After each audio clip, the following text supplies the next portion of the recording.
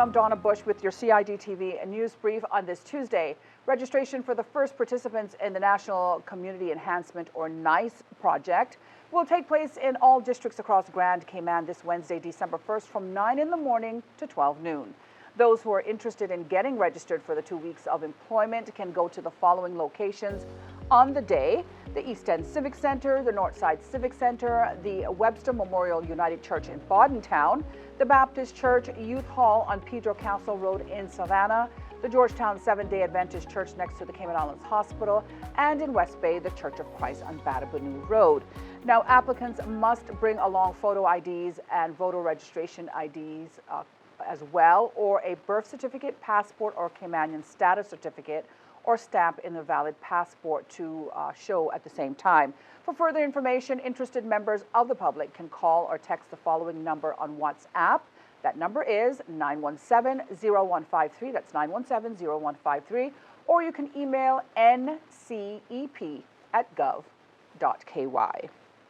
Well, activities around the annual 16 Days of Activism started last Thursday, November 25th, which was the International Day of Elimination of Violence Against Women, and continues through to December 10th, which is International Human Rights Day.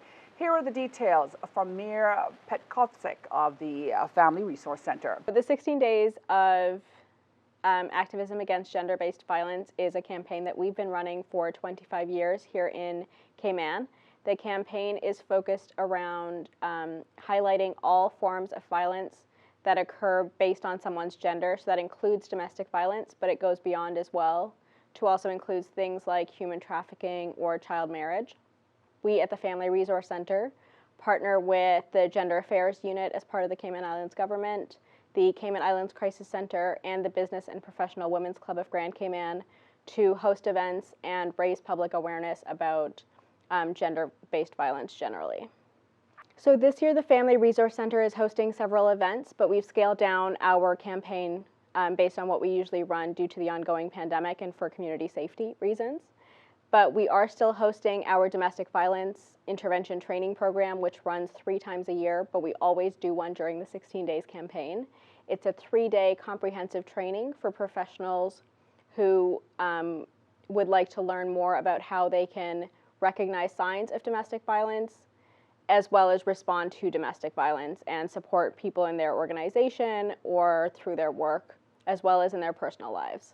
Now, if you'd like more details on ongoing programs at the Family Resource Center, you're encouraged to go online to frc.gov.ky. Moving now to today's forecast, which calls for fair to partly cloudy skies with a 20% chance of showers. Temperatures will rise to the mid-80s. Winds will be northeast at 10 to 15 knots, while seas will be slight to moderate with wave heights of 2 to 4 feet. Tonight, we can expect fair to partly cloudy skies with a 20% chance of showers as well. Seas will be moderate with wave heights of 3 to 5 feet. The outlook is for similar weather through to Thursday afternoon. Now, the synopsis calls for moderate northeasterly winds and seas, which will continue across the Cayman Islands area for the next 24 hours. It's all in association with a high-pressure system that's over the southern United States. Satellite images show broken clouds, which are to the northwest of our area. They are in association with a frontal trough that is drifting towards the southwest. A reminder that you can find the very latest on local weather conditions online at weather.gov.ky. And that ends today's news brief here on CIG Television. I'm Donna Bush, as always, wishing you a safe and wonderful night, inviting you back here again tomorrow. Until then, have a good one.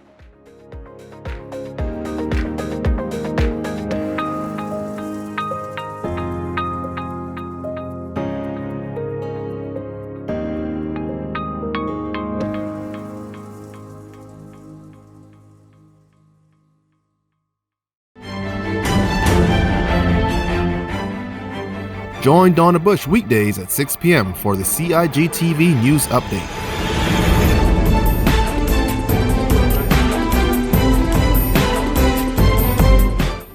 Get the latest on what's happening in government on a daily basis. News Update first at 6 p.m.